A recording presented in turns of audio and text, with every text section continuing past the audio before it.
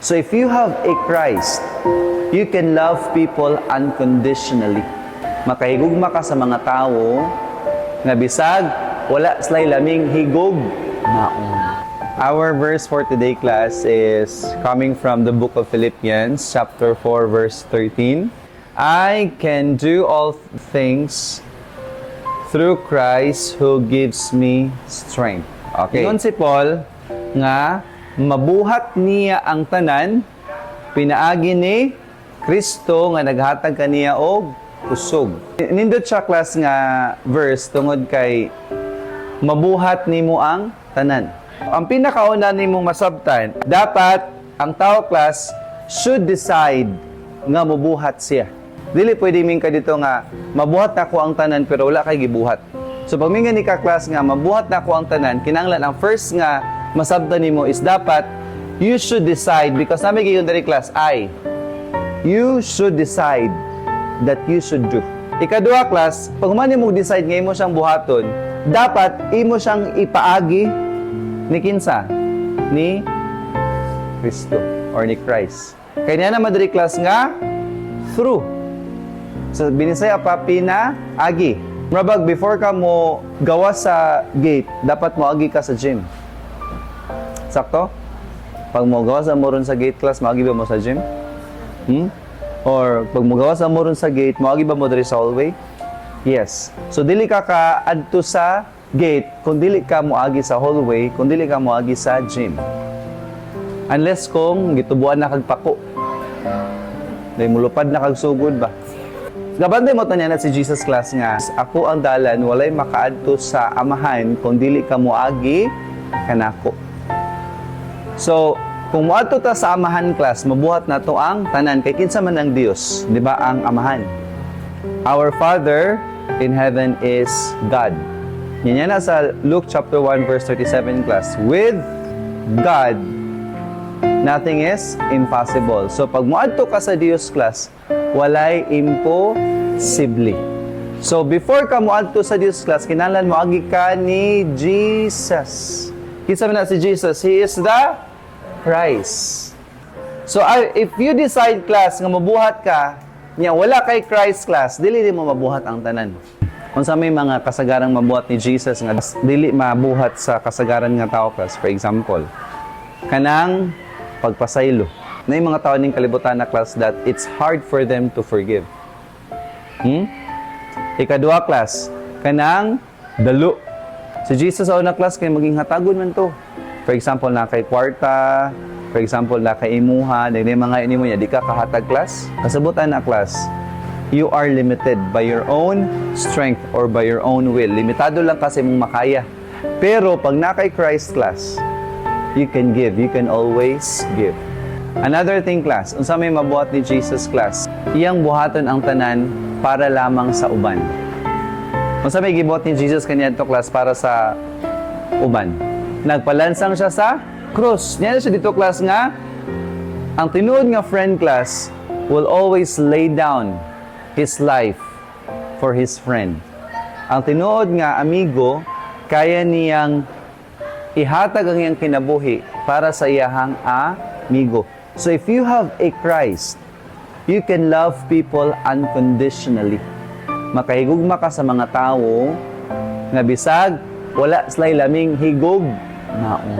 Bisag maglagot ka, class, kay gasigig panghilabot nimo, gasigig pangaway nimo, pero kung na kay Christ sa imong sulod, class, makahigugma ra gyapon ka nila. Amen. Pero kung ang tao, class, walay Kristo, magsige na siya og dumot, magsinag kalagot, magsinag kapungot, magsinag bagulbol. But si Jesus, class, dili siya ingon ana. He can love people unconditionally. So mo na pag na kay Christ, you can do all things. Si Jesus kaniadto, class, bisag magatubang siya mga problems kaniadto, si Jesus is always hopeful. Dako siya og paglaom sa unahan. Unsa may pinaka-extreme nga nahitabo ni Jesus sa Bible, class? He died. 'Di ba? Namatay siya. Ang kamatayan ka, class, sakit ba na siya or lami? Sakit or lami? Sakit. Pero nialaw siya, wala. Iyang gialaw nga mamatay siya, wala. Iyang gialaw. Kaya nga naman, gauna-una sa class nga pinagis iyang kamatayon, daghang mga tao ang was very good. Tinana ka hopeful si Jesus. Bisag ang iyang situation class, daot, walay lam iyang situation kay kisa may taong ganang magpalansang. Na yung mga tao ning kalibutan na class, pag magatubang na ganig mga kasakit, magatubang na ganig mga problema, mga challenges class, wala na yung paglaom. May nalang mamatay na lang po. Wala na ako. Wala nang kwenta yung buhay ko. Gusto ko nang bumita. Muna may tabo class sa mga tao nga walay Christ. Pag magkatubang sa nag-problem class, they always wanna give up. Kabalo ba mo class, asa si Paul nagsulat ani?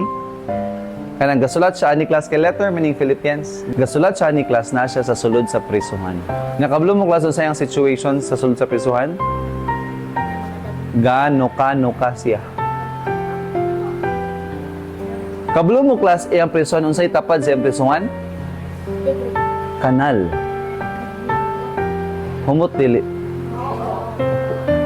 Nakasrisuhan? Gikagid ka? Nindot ron?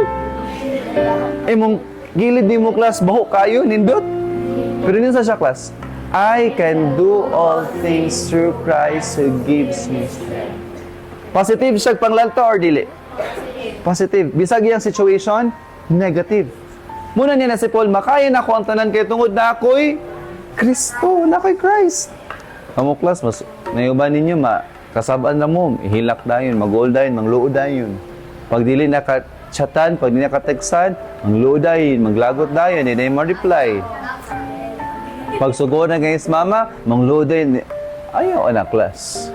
Inasay mo kagalingon, I can do all things through Christ who gives me strength. Bisag ikasaban ko ni mama ni papa, di ko maglumot, di ko mutubag, kamo class, ay! Ano dito? So, pag nanakay Christ, mga sudak pagyapon ka? Dili na. Munsa ka dito? Pag suguon kang mama ni may nga, I can do all things through Christ who gives me strength. Di, mga tanong ko niyo asa may lisod. Ang sitwasyon ni Paul or ang manglaba mo? Sitwasyon ni Paul. Yun yung saman si Paul.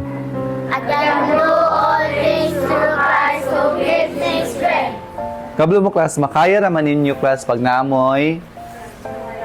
Pero pag wala may Christ, dili ninyo makaya. Hala, wala rin ako nakayag pasaylo si Kwan. Hala, wala rin ako na nakaya nga positive ko o panglantaw sa unahan. Pasabot class, wala kay Christ. Kaya pag na kay Christ, you can always look ahead with hope. Bisan pag daot ang imong situation, bisan pag dili nindot ang imong situation, pero pag na kay Christ man na ka dito, I can do all things through Christ who gives me strength.